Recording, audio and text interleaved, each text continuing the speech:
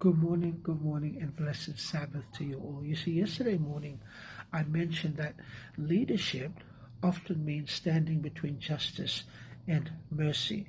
You see, true leaders do not shy away from God's anger or human failure.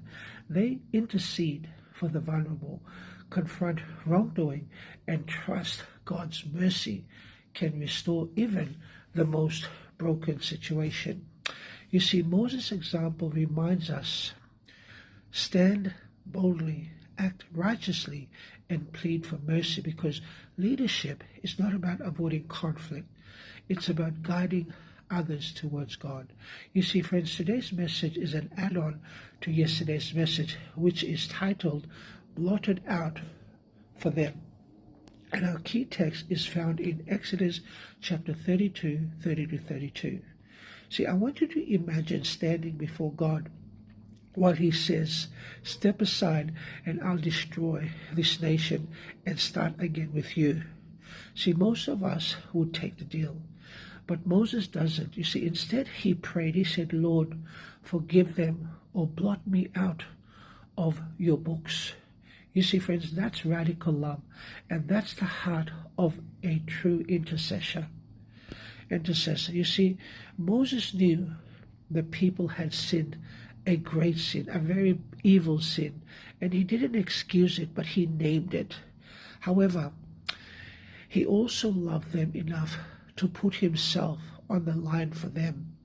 And in that moment, Moses was reflecting someone greater, which is Jesus Christ. Amen? Because what Moses only offered, Christ actually did on the cross. He bore our sins so that our names could stay in the book of life. So here's the question for you and I today. Are we willing to love like that?